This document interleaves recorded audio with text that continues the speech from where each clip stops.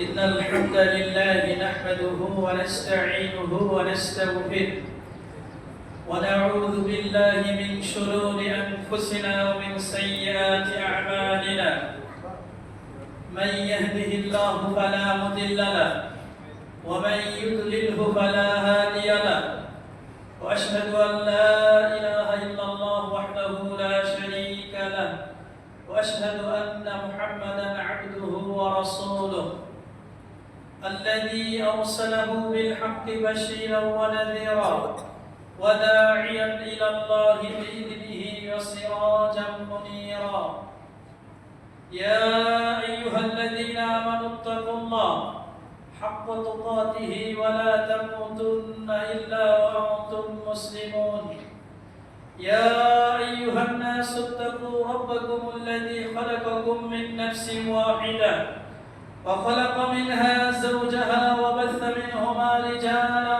كثيرا ونساء واتقوا الله الذي تساءلون به والأرحام إن الله كان عليكم رقيبا يا أيها الذين آمنوا اتقوا الله وقولوا قولا سديدا يصلح لكم أعمالكم ويغفر لكم ذنوبكم ومن يطع الله ورسوله فقد فاز فوزا عظيما أما بعد فإن خير الحديث كتاب الله وخير الهدي هدي محمد صلى الله عليه وسلم وشر الأمور محدثاتها فإن كل محدثة بدعة وكل بدعة ضلالة وكل ضلالة في النار فقد قال الله تبارك وتعالى في كلامه المجيد وفرقانه الحميد أعوذ بالله من الشيطان الرجيم بسم الله الرحمن الرحيم يا أيها الذين آمنوا كتب عليكم الصيام كما كتب على الذين من قبلكم لعلكم تتقون وقال نبينا محمد صلى الله عليه وسلم من صام رمضان إيمانا واحتسابا غفر له ما تقدم من ذنبه أو كما قال عليه الصلاة والسلام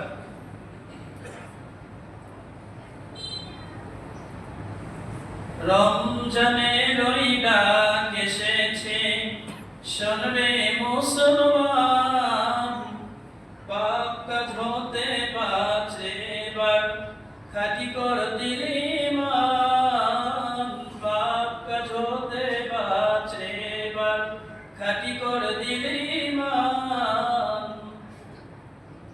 সারা বছর পাপ করলি যত হারাম কামাই করলি কত সারা বছর পাপ করলি যত হারাম কামাই করলি কত তওবা করে মাপ চেয়ে নে তওবা করে মাপ চেয়ে নে আল্লাহ বড় মেহেরবান পাপ কাজ হতে বাঁচে এবার খাঁটি কর দিল ঈমান রমজানের ওই চাঁদ এসেছে রমজানের ওই ডাক এসেছে শোনরে মুসলমান পাপ কাজ হতে বাঁচে এবার খাঁটি কর দিল ঈমান পাপ কাজ হতে বাঁচে এবার খাঁটি কর দিল ঈমান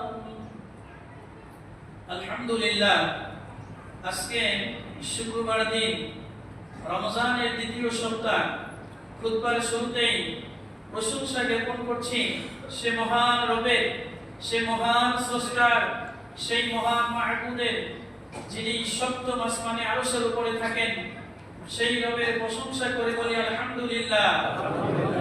দরুদ ও সালাম পেশ করছি প্রিয় রাসূল, শ্রেষ্ঠ রাসূল, নবীদের মধ্যে সর্বশ্রেষ্ঠ নবী, যার মতো মানুষ আর দ্বিতীয়টি পৃথিবীতে হবে না, সেই রাসূলের প্রতি দুরূদ পাঠ করি। সকলে বলি সাল্লাল্লাহু আলাইহি ওয়াসাল্লাম।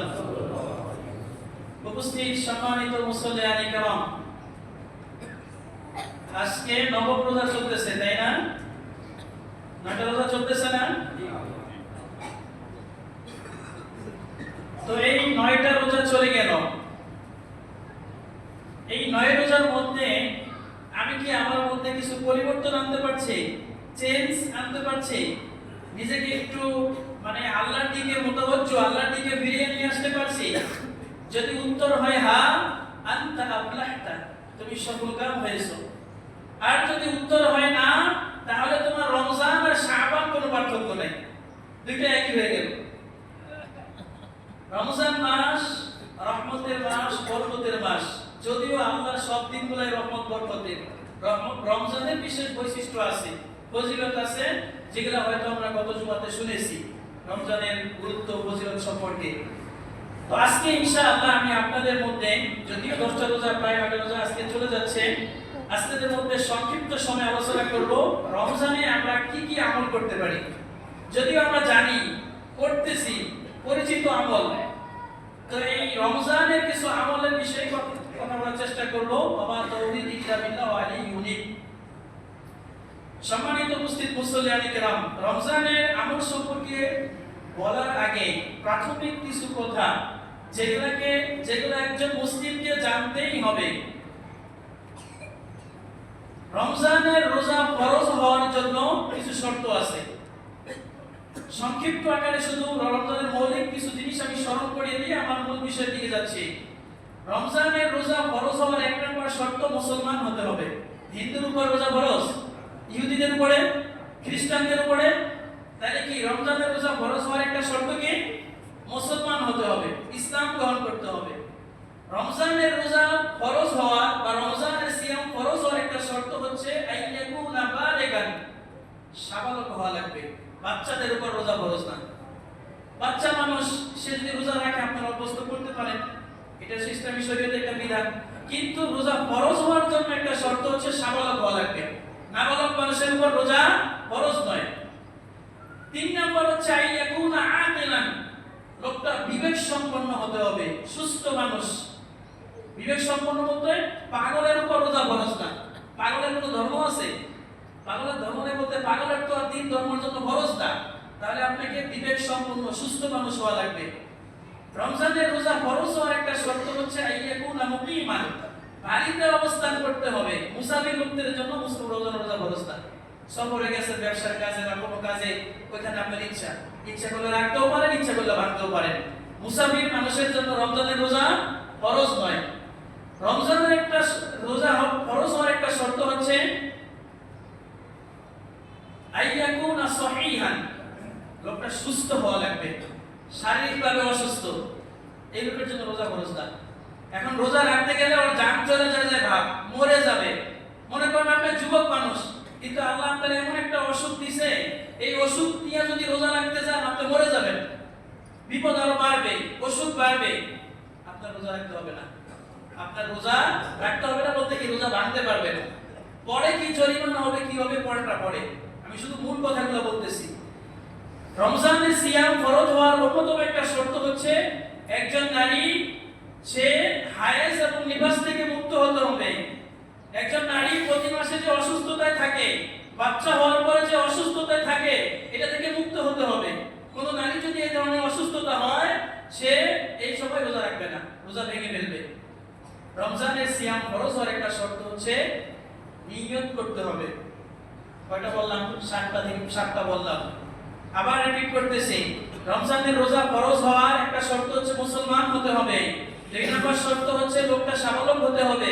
3 নম্বর শর্ত হচ্ছে লোকটাকে বিবেক সম্পন্ন হতে হবে, হুঁশ থাকা লাগবে, পাগল হলে হবে না। 4 নম্বর শর্ত হচ্ছে লোকটাকে মুসাফির হলে হবে না, মুকিম অবস্থায় থাকা লাগবে। 5 নম্বর শর্ত হচ্ছে লোকটাকে সুস্থ থাকা লাগবে, এমন অসুস্থ মারা যাবে ভাব, এই লোকের জন্য রোজা ফরজ না। 6 নম্বর হচ্ছে নারীরা তার সেই আল্লাহ তাআলা যে অসুখ বিসুখ দিয়েছে এগুলো থেকে মুক্ত হতে হবে। 7 নম্বর হচ্ছে 6 আর 7 নম্বর হচ্ছে নিয়ত করতে হবে রোজার জন্য। এই নিয়মগুলো এটা যদি আপনার ভিতরে পরিপূর্ণ আকারে আসে তাহলে আপনার জন্য রোজা ফরজ। এগুলার একটাও যদি ছুটে যায়, একটাতেও যদি ঘাটতি পড়ে, তাহলে ইসলাম অনুমতি দিয়েছে আপনি রোজা পরে করতে পারবেন, প্রয়োজনে ভেঙে ফেলতে পারবেন। আবার কিছু কিছু শর্ত আছে, সেটা শর্ত হয় নাই, তা আপনি রোজা কিসে? তাহলে কি যে রোজা রাখবে সে নেকি পাবে না? অবশ্যই নেকি পাবে।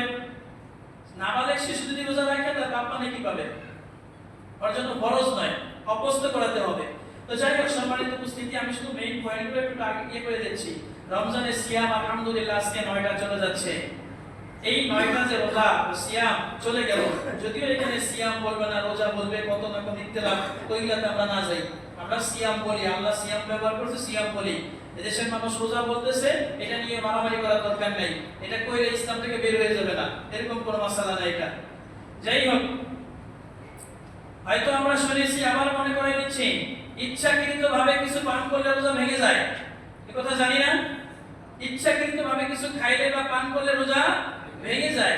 তবে কেউ যদি ভুল করে খেয়ে ফেলে, আল্লাহ নবী বলেন তাহলে আল্লাহই তোমাকে খাওয়াইছে, ফাইন্নাল্লাহা আত'আমাকা ওয়া আশরাবাকা, আল্লাহই তোমাকে খাওয়াইছে, আল্লাহই পান করাইছে, কেউ কিছু বলার দরকার নেই, চুপ থেকে রোজাটা শেষ করে দিতে হবে।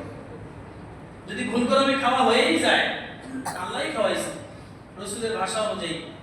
রমজানের সিয়াম রাখা অবস্থায় স্ত্রীর কাছে যাওয়া যাবে না, এটা রোজা ভঙ্গের কারণ। সবাই এটা কে না জানে? যে কেউ জানে। যদি কেউ যায় তার শাস্তি কি এটা বলতেছি না, এটা সিয়াম ভঙ্গের কারণ বললাম। যে কোনো উপায়ে যদি তার গোসল ফরজ হয়ে যায়, এমন অবস্থায় তার রোজা ভেঙে যাবে। তবে যদি সে কি বলে স্বপ্নদোষ যদি হয়, তাহলে রোজা ভাঙবে না। ইচ্ছাকৃতভাবে শরীয়তের বিধান অনুযায়ী ইচ্ছাকৃতভাবে কেউ যদি বীর্যপাত ঘটায়, তাহলে তার রোজা ভেঙে যাবে। তবে যদি সে ঘুমিয়ে থাকে, কোনো সমস্যা তৈরি হয়ে যায়, সেক্ষেত্রে আলাদা বিষয়, সেজন্য রোজা ভাঙবে না। রমজানের রোজা ভাঙার একটা কারণ হচ্ছে ইচ্ছাকৃত বমি করা। আপনি ঠেলে ঠেলে নিজে থেকে বমি করতেছেন, তার রোজা ভেঙে যাবে। কিন্তু কাশি দিচ্ছেন, কিছু করছেন, তার রোজা ভাঙবে না। আপনার অনিচ্ছা সত্ত্বেও হয়তো একটু ঢোক গিলছে বা কিছু একটা হয়েছে, এমনি অনিচ্ছা সত্ত্বেও বমি হয়ে গেছে, তাহলে রোজা ভাঙবে না। তবে যদি ইচ্ছাকৃতভাবে বমি করেন, তাহলে রোজা ভেঙে যাবে। এরপরে রমজানের রোজা ভাঙার অন্যতম একটা কারণ হচ্ছে আপনার শরীরে খাদ্যের সঞ্চার করে, খাদ্যের যোগান দেয়, এমন কোনো ইনজেকশন বা কোনো কিছু যদি ড্রপ জাতীয় কোনো কিছু ব্যবহার করেন, তাহলে রোজা ভেঙে যাবে। যেই ইনজেকশনের মাধ্যমে, যেই ড্রপের মাধ্যমে আপনার পেটে খাদ্য চলে যেতে পারে, খাবার চলে যেতে পারে, অথবা ইনজেকশনের মাধ্যমে আপনার খাদ্যের ব্যবস্থা হয়, শরীরে পুষ্টিকর কোনো কিছু আসে, তাই আপনার রোজা ভেঙে যাবে। রোজা ভাঙার অন্যতম একটা কারণ হচ্ছে, যেটা বললাম রোজার শর্তের ভিতরে, একজন নারী সে যখন অসুস্থ হয়ে যাবে, প্রত্যেক মাসে যে অসুস্থতা আছে রোজা বাদ হয়ে যাবে। আসরের পরে কোনো নারী অসুস্থ হয়ে গেছে, আসরের পরে কি করবে? রোজা রাখবে না ভাঙবে? রোজা রাখবে না ভাঙবে?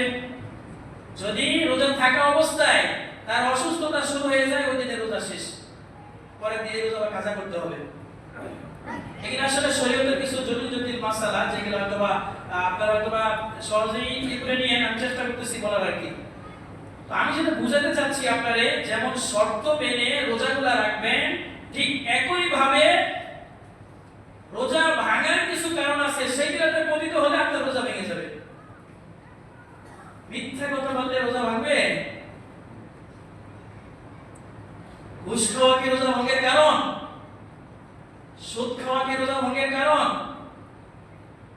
হুজুর আপনি কোন, আমরা করে তো হইব না, আপনি লেখাপড়া করছেন, আপনি কোন। আমি যে আগে যেগুলা বলছি রোজা ভঙ্গের কারণ, ইচ্ছাকৃত খাওয়া দাওয়া পানাহার করা যেগুলা বলছি, ওইগুলা হচ্ছে স্পেশালি বর্ণিত হয়েছে। কেউ যদি মিথ্যা কথা বলে রোজা অবস্থায়, তাহলে তার মিথ্যার গুনাহ হইবে আলাদা, রোজাটা ভাঙবে না। রোজা রাখার পরেও যদি ওজনে কম নেয়, তাহলে তার রোজা ভাঙবে না, সে একটা পাপ করছে, এটা তার আলাদা পাপ, এটা রোজা ভঙ্গের কারণ নয়। তো যাই হোক সম্মানিত উপস্থিতি, আমি যেটা বলতেছিলাম, আজকে খুতবার বিষয় কিন্তু এটা না। খুতবার বিষয় হচ্ছে কি কি আমল করবেন রোজার মধ্যে, কি কি সিয়ামে রেখে আমল করবেন, এটা বলবো। এটা বলতে গিয়ে প্রাথমিক এই কথাগুলো বললাম, এই শর্তগুলো মেনে রোজা রাখতে হয় এবং রোজা ভঙ্গের কারণ থেকে বিরত থাকতে হয়। রোজা অবস্থায় এবারে আসুন সিয়াম রাখা অবস্থায় এক নাম্বার আমল এটাই, রোজা রাখতে হবে। রমজান মাসের এক নম্বর আমল কি? সিয়াম রাখতে হবে, রোজা পালন করতে হবে। নবী মুহাম্মদ সাল্লাল্লাহু আলাইহি ওয়াসাল্লাম বলেন, মান সামা রমাদানা ঈমানান ওয়া ইহতিসাবান গুফিরা লাহু মা তাকদ্দামা মিন যামবিহি।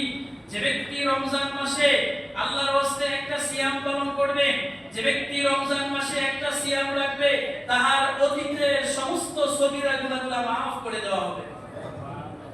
এই হাদিস সবাই জানে। হুজুর এখানে সগীরা কই পাইলেন? আল্লাহ তো বলছে সব গুনাহ মাফ।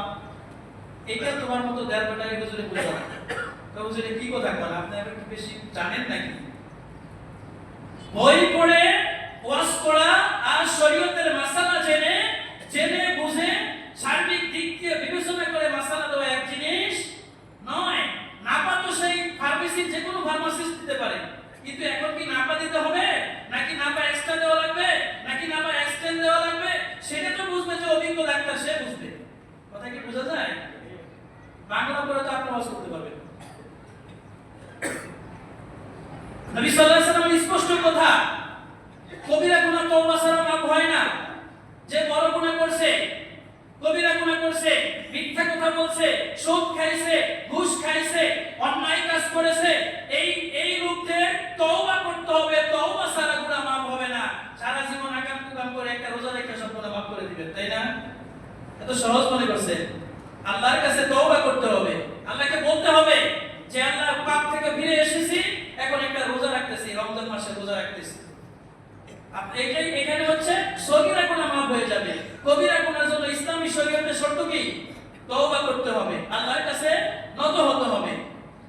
তো যে কথা বলছি, রমজানের সিয়াম, রমজানের রোজার এক নম্বর শর্ত, আপনার রমজান মাসের এক নম্বর আমল হচ্ছে বেশি বেশি সিয়াম পালন করতে হবে। বেশি বেশি বলতে তো দিনে তো একটাই, বেশি তো আর পারবো না, তাই না? রমজানের সিয়াম হচ্ছে আসিয়ামু জুন্নাতুন লাকা। সিয়াম আপনাকে পাপ থেকে বাঁচাবে, রোজা আপনাকে পাপ থেকে বাঁচাবে। আপনার মনে যাচ্ছে এখন স্ত্রীর কাছে যাওয়ার, যাইতে পারবেন রোজা অবস্থায়? কেন? এটা হচ্ছে ঢাল স্বরূপ। আমি রোজা রাখছি, এটা করা যাবে না। মন চাইছে কিছু খাওয়ার জন্য, খাইতে পারবেন? টুপি মাথায় দিয়ে রুমাল দিয়ে সিনেমা হলে যাইতে পারবেন? হুজুর আমি যাইতে পারবো, শরম পাবে তো, শরম গরম নাই। আসলে আমাদের শরম নাই। রোজা শেষ করে সিগারেট দিয়ে দাঁড়িয়ে রাখছে, বড় বড় রাস্তায় দাঁড়িয়ে সিগারেট খায়। উলাইকা হুল খাচ্ছরুন ওয়াল বাটপারুন। এরাই আল্লাহকে ধোঁকা দেয়। রোজা রাখি মানে ইফতারিটা করছে সিগারেটটা দিয়ে। কত বড় আল্লাহর ওলি, তাও শরম কম, দাঁড়িয়ে রাখছে, বড় বড় সিগারেট খেয়েছে। হুজুর এমনি কোনকে গিয়া তো খোঁজা দিতে লাগে। আপনার কথা রেখে আমি কি করবো? মুহাম্মদ সাল্লাল্লাহু আলাইহি ওয়াসাল্লাম হাদিস যে কথা বলছি, যে রোজা অবস্থায়, রোজা হচ্ছে আপনার পাপ কাজ থেকে বিরত রাখতে হবে। রমজানের এক নাম্বার আমল সিয়াম পালন করবেন। এটা ফজিলত আমি বলবো না, ফজিলত আমরা অনেক জানি, রোজার ফজিলত। দুই নাম্বার আমল হচ্ছে রমজানে বেশি বেশি কিয়ামুল লাইল, তাহাজ্জুদ করতে হবে। রমজানে তাহাজ্জুদের অভ্যাস করতে হবে। আমরা তারাবি পড়ি, তাই না? তারাবি পড়তেছি না? তারাবি পড়বেন। তারাবি, তাহাজ্জুদ, কিয়ামুল লাইল, রাতের নামাজ, ফিতর, এই সবগুলা একটাই নামাজ, আলাদা কোনো নামাজ না। আমাদের দেশের মানুষ মনে করে তারাবি মনে হয় শুধু রমজান মাসে পড়তে হয়। এটা নাম দিয়ে দিয়েছে তারাবি, এটা মনে খালি যে রমজান মাসের জন্য। মিথ্যা কথা, ওই হুজুর হাদিস বুঝে নাই। এটা সারা বছরেরই নামাজ। শেষ রাতে পড়লে তাহাজ্জুদ বলে, আগের রাতে পড়লে তারাবি বলে। বেতের নামাজে পড়ি, এটা একটা তাহাজ্জুদ নামাজ। এটা কি বুঝেন? হুজুর নতুন ফতোয়া নিয়ে এসেছেন। ফতোয়া আমি নতুন দেই না, ফতোয়ার বয়সও হয় নাই, ফতোয়া আমি দিচ্ছি না। আমি আপনাদের বলতে চাচ্ছি যে এই তারাবির নামাজ এটা আলাদা কোনো নামাজ নয়। অন্য সময় শেষ রাতে পড়ি তাই তাহাজ্জুদ নাম দিয়েছে, এটা আগের নাম পড়ি দেখে তারাবি নাম দিয়ে দিয়েছে। যদিও তারাবি নাম নিয়ে অনেকের আপত্তি। তারাবি যদি কেউ না পড়ে তার রোজা হবে? আমার দেশের মানুষ মনে করে তারাবি পড়ে নাই, আস্তাগফিরুল্লাহ, আস্তাগফিরুল্লাহ, রোজা হইছে, তাই না? তারাবির সাথে রোজার কোনো কানেকশন নাই। সিয়াম পালন করা ফরজ, তারাবির নামাজ পড়া হচ্ছে সুন্নাত, মুস্তাহাব। কেউ তারাবি পড়লে নেকি পাবে, কেউ তারাবি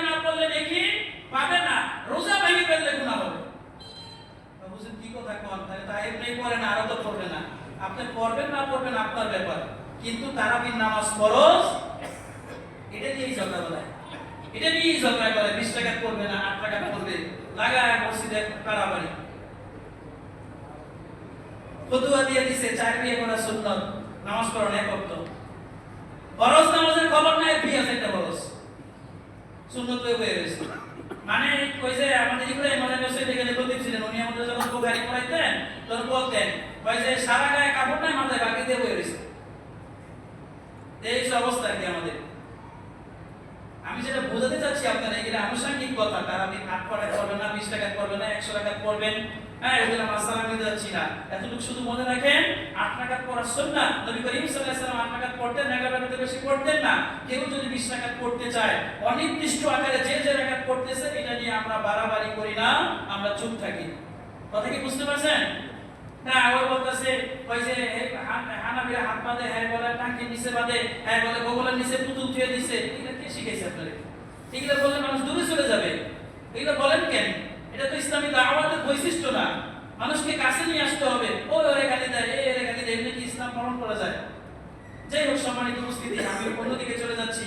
বলছি রমজানের দ্বিতীয় নম্বর আমল হচ্ছে বেশি বেশি তাহাজ্জুদ করবেন।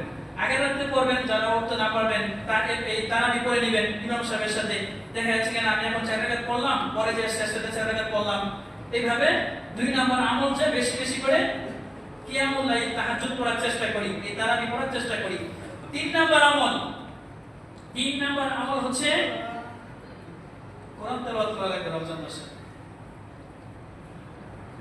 শোনে মুসলমান, তোরা পড়লি না কোরআন, আদেশ নিষেধ কি করেছেন দয়াল রহমান পাক সুবহান।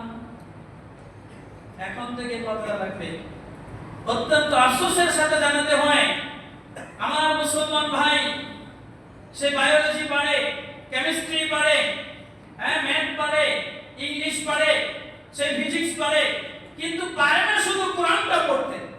তোমার মতো দুর্ভাগা, তোমার মতো হতভাগ্য, তোমার মতো নালায়েক আর কে হতে পারে যে আল্লাহর কোরআন পড়তে জানে না, আল্লাহর কালাম পড়তে জানে না? তুমি সবচেয়ে বড় দুর্ভাগা। হতে পারে তুমি এই ভরণিকান্দার সবচেয়ে ধনী, হতে পারে এই এলাকার সবচেয়ে বড় ক্ষমতাবান, আল্লাহর কসম তুমি দুর্ভাগ্যবান, তুমি কোরআন পড়তে জানো না। এটা কেমন হলো ভাই? রমজান মাস সিয়াম পালন করে 30 দিনে 30টা পারা পড়বে, অত রিডিংই পড়তে পারে না। শুদ্ধ করবে দূরের কথা, আর যিনি পড়তে পারে না, কোরআন জানেই না, তিনি আবার ইমাম সাহেবকে এসে ভুল করার জন্য শুরু করে দেয়। কথা ঠিক না বেটি? এটা কিয়ামতের আলামত হয়েই যাবে। যে কথা বলতেছি, রমজানের একটা আলামত এই আপনার কাজ কি? বেশি বেশি কোরআন তেলাওয়াত করতে হবে। আপনি কয়েকবার খতম দেন। আরেকটা কথা, 3 দিনের আগে কোরআন খতম চলবে না। 3 দিনের আগে হাদিসে কোরআন খতম করা নিষেধ।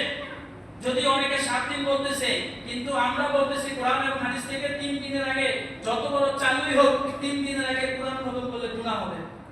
নবী নিষেধ করছেন, আমি একদিনে পারিছে, তুমি পারলে নবী চাইতে বেশি বুঝে গেছো, তোমার গুনাহ হবে নাকি হবে না? তুমি তাড়াতাড়ি পড়তে গেলে কত জায়গায় ভুল করছো, উল্টাপাল্টা হয়ে যাবে। নবী তো বুঝেই বলছেন 3 দিন লাগবে। তাহলে রমজানের আমল কি? কোরআন পড়তে হবে। বাড়িতে পড়বেন, মসজিদে আগে এসে পড়বেন। যেমন আজকে আমি ওই যে কি জানি আগে এসে আসছি, আসলে আপনাদের উপরে প্রজেক্টর দেওয়া, মাশাআল্লাহ এটা অনেক ভালো লাগছে আলহামদুলিল্লাহ। এখানে প্রজেক্টর দেওয়া, মহিলারা হয়তো এখানে দেখতে পারে বা ওদের জন্য অসুবিধা হয় শুনতে। তো এই রমজান আসে অনেকে কোরআন পড়ে, এটা অনেক ভালো দিক। জুমার দিন প্রায় মসজিদেই আমি গিয়ে দেখি কোরআন পড়ে মানুষের। তো ভাই রমজানের একটা আমল হচ্ছে কোরআন পড়তে হবে। কোরআন যদি না পারেন, আজকে এখানে তওবা করেন, আজকে কোরআন শিখুন। ইমাম সাহেবের কাছে স্মরণ করে, বুড়া হয়ে গেছেন, আপনি বংশালে জাঙ্গা গিয়ে দেখেন গা বুড়া মানুষ মানুষ এখানে খেলা দিতে কইতেছে, কফ কফ করে পড়াইতেছে, আইন পড়াইতেছে। আপনি তো পারেন না, খেলে এমনি করে বুড়া বয়সে পড়তেছে। শিখতে আবার লজ্জা কি? নবী সাহাবীরা সবাই বুড়া বয়সেই শিখছে। নবী যখন নবী হয়েছে, বেশি আবু বকর বুড়া ছিলেন, বয়স্ক ছিলেন, 40-এর পরেই শিখছে। না এবার স্মরণ করে কোরআন এখন বড় হয়ে গেছে, সেই কোরআন পড়বো না, আজকে থেকে শিখবেন তো ইনশাআল্লাহ। না সবাই পারে না, তো পারি শিখুন কি? শিখবো তো ইনশাআল্লাহ। আল্লাহ তৌফিক দান করেন। এই যে ইমাম সাহেব আছেন, মুয়াজ্জিন সাহেব আছেন, আচ্ছা এই করে যে আপনারা টাকা রাখবো না, এখানে ব্যবস্থা আছে না কোরআন শিখা? না হলে আছে তো মনে মসজিদে, আপনারা শিখবেন। এই যে হুজুর আপনারা বিনামূল্যে পড়াবে ইনশাআল্লাহ, মসজিদ বুঝবে। শিখেন ভাই, কোরআন শিখেন। রমজান মাস রোজা রাখে কোরআন পড়েন। রমজানের একটা আমল কি? কোরআন পড়তে হবে। রমজানের একটা আমল হচ্ছে খালি ইফতারি খাইতে হইবে, আরেকজনকে খাওয়াতে হবে না, ঠিক না? খাড়া বলবো, ডাইরেক্ট খাড়া বলবো। হুজুর এমনি কথা কমকে, আমি এলাকার মানুষ, মসজিদের মানুষ, তাই ডাইরেক্ট বাংলা খাস বাংলা করতেছি। হ্যাঁ, এতটুকু করে রয়েছে, তাহলে পুরি পুরি যা আছে না মজানি না, কত ইফতারি হয়েছে, আর পাশের লোকের আর ইফতারি নেই।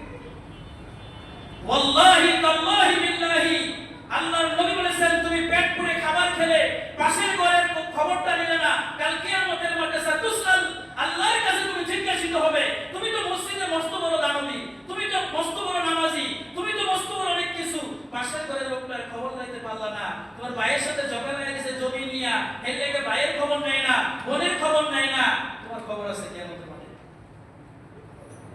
কথা খারাপ লাগে? আমি বেশি করে যেখানে যাই একবার দাওয়াত দেয়, পরের বার দাওয়াত দেয় না, এই বুঝে ডাইরেক্ট অ্যাকশন দেয়। ডাইরেক্ট অ্যাকশন না, এটা কথার কথা, দিনের কথা বলতেছি। আপনি রোজা রাখেন, ইফতারি করতেছেন, পাশের ঘরের লোকটা ইফতারি করতে পারে না, খবরও নাই, আপনি একবার এলাকার নাম করালো, কেমন মানুষ? সাবধান হন। রাসূল সাল্লাল্লাহু আলাইহি ওয়াসাল্লাম বলেছেন, যে ব্যক্তি কোন মুসলমানকে ইফতার করাবে, আরেকটি রোজাদারকে ইফতার করাবে, তাহলে পরে সে সারাদিন রোজা রেখে যে নেকি পাইছে, আর ইফতার করায় সে পুরো নেকিটা সে পাবে। আমাদের মসজিদে মনে ইফতারের ব্যবস্থা হয়, তাই না? তাহলে এখানে কি শরীর হওয়ার দরকার না আমাদের? এক এক জায়গায় এক এক সমস্যা, আমাদের এখানে কি জানি না। আমি এক মসজিদে গিয়ে দেখি কমিটি হয়ে গেছে তিন ভাগ হয়ে, মানে হেরা টাকা দিব, হুজুরের বেতন দিব, হেরা দিব না, ওরা হুজুর আছে, ওরা খাওয়ান দিব না হুজুরকে। এটা সমাধান দিছে আমার কাছে। আমি হুজুর মানুষ, মাঝখানে কি সমাধান করবো? মানে হ্যাঁ এলাকায় সমস্যা, এরাই দেখতে পারে না, এরাই দেখতে পারে না, এই জন্য হুজুরের বেতনও দেয়। 19 তারিখ হয়ে গেছে, হুজুর আমার কোনো টাকাই দেয়। কেমন আপনারা বলতো? আপনারা নিজেরা আমাদের ঘোরা থেকে আশা করি এগুলা নাই, এগুলা আমাদের নাই, অনেক জায়গায় দেখছি। আপনারা ওই দিক কি করবেন না করবেন, ওই দিকে মসজিদে হবে। যেটা আমি বুঝাতে চাচ্ছি, রমজানের একটা আমল হচ্ছে, এই রমজানে বেশি বেশি করে ইফতার তো করবেনই, খরচ করে আরেকজন ইফতারি দিবেন, আরেকজন ইফতারের ব্যবস্থা করবেন। বিশেষ করে আমাদের এই মসজিদ ইফতার করে মানুষ, এখানে আপনি কিছু টাকা দেন, হয়তো বেশি 5 টাকা দেন, 10 টাকা দেন, যা করেন এখানে চল, হুজুরকে বলবেন যে হুজুর এই টাকাটা আমার ইফতারিতে খরচ করেন। পারবো না ইনশাআল্লাহ? আল্লাহ তৌফিক দান করেন। কয়টা বললাম? 4টা বললাম, 5টা বলবো, বেশি বলবো না। 5 নম্বর আমল যেটা বলবো সেটা হচ্ছে দান খয়রাত করতে হবে বেশি করে। রমজানে বেশি বেশি দান করতে হয়। ইন্নাস সাদাকাতা তুফিউ গাদাবা রাব্বিক, নিশ্চয়ই দান খয়রাত আপনার রবের রাগকে সংবরণ করে। আল্লাহ সুবহানাহু ওয়া তাআলা আপনার প্রতি রাগ হয়ে আছে, আপনি অনেক বড় গুনাহগার, অনেক বড় পাপী, আপনি কিছু দান করেন, যত বড় বিপদে পড়েন সমানে দান করবেন। রাসূল সাল্লাল্লাহু আলাইহি সাল্লাম রমজান মাসে আসলে দান করতেন কাররিহিল মুরসালা, যেমন অনেক বেগে বা জোরে বাতাস আসলে যেমন দ্রুত চলে যায়, রাসূল সাল্লাল্লাহু আলাইহি সাল্লাম দ্রুত দান করতেন। আর আমাদের কি জানি হয়ে গেছে, আল্লাহই জানে, এই টাকা পয়সা কি করবে আল্লাহ তাআলা ভালো জানেন। এমনি তো দেয় না, তারপরে যদি যায় গিয়ে পকেটে হাতই বাইরে না, আস্তে আস্তে বাইর করে। তারপরে এমন কথা শোনাই দিব, ভাই কইেন না আমার এই বিপদ মুখ বিপদ, হ্যাঁ কথা হই না, মনে হয় কিছু দান করে আসে না এরকম। ওই যে এখানে তো বলছিলাম এর আগে মনে হয়, একবার বলে দান করে না, পরে খালি কয় নাই নাই করে। পরে একদিন রাগ করছে, ভিক্ষুক আইছে, আসার পরে কয় নাই যাওগা, ছাই আছে ছাই নিবা, কয় আপনি ছাই দেন, তাও আমরা দেওয়ার অভ্যাস। বুঝছেন না, দেয় না কোনোদিন, মানে রাগ করছে, ওই নিয়ে প্রত্যেক দিন ইয়ে করো, ছাই আছে কে যাবে, ছাই হয়ে যাও, তাই নিবা, আপনি ছাই হয়ে দেন, তাও আপনার হাতটা বসে দিত, দেওয়ার একটা অভ্যাস। রোজার মাসে যদি দান না করেন কি হবে বলতো? কি করবেন টাকা দিয়ে? এখন বলে গেলে রাত 10টার আগে আপনি কবরে, তাই না? নামটা তো চেঞ্জ করে দিবে নাকি? তখন আর ওই আপনার আব্দুল্লাহ করবো না, করবো লাস্ট নাম আবার থেকে। এগুলা সব ধোঁকা, দুনিয়ার মায়ায় যে পড়ে গেছে ওই ধোঁকার মধ্যে আছে। এই ছেলে মেয়ে স্ত্রী সন্তান কিচ্ছু কাজে আসবে না, আপনি শুধু আপনার দায়িত্ব পালন করবেন, যে স্ত্রী ছেলে মেয়ের খরচ করে দিতে হয় তাই দিতেছি। সব টাকা আল্লাহর রাস্তায় দান করবেন, মসজিদে দিবেন, মাদ্রাসায় দিবেন, তার ভালো কাজে, সামাজিক কোনো কাজ হচ্ছে কল্যাণমূলক ওখানে দিবেন, যে কোনো ভালো কাজ দান করতে থাকবেন, এটা আপনার থেকে যাবে। তো পারবো না ইনশাআল্লাহ? রমজানে আজকে 5টা আমল দিয়ে গেলাম, কথা তো শেষ। 1 নম্বর কথা বললাম, সিয়াম তো রাখবই, রোজা তো রাখবই। এখানে আল্লাহর অনেক বান্দা আছে কিনা জানি না, মনে হয় নাই, থাকলেও থাকতে পারে, রোজা রাখে না, তারপরে কষ্ট লাগে, এইগুলা বাদ দেন, রোজা রাখবেন।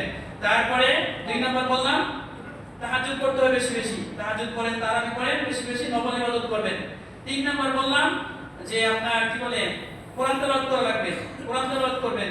4 নাম্বার বললাম মানুষকে ইফতারির ব্যবস্থা করবেন। 5 নাম্বার বললাম দান সদকা বেশি করবেন। এই মোটামুটি 5টা কথা বললাম। এগুলা কিন্তু অজানা কথা না, জানা কথাই। তারপরও আপনাদের আমি স্মরণ করিয়ে দিলাম, এই আমলগুলো করার চেষ্টা করি। আল্লাহ সুবহানাহু ওয়া তাআলা আমাদেরকে জেনে বুঝে মানার তৌফিক দান করুন। ওয়া আখিরু দাওয়ানা আলহামদুলিল্লাহি রাব্বিল আলামিন। ওয়া সাল্লাল্লাহু আলা নবী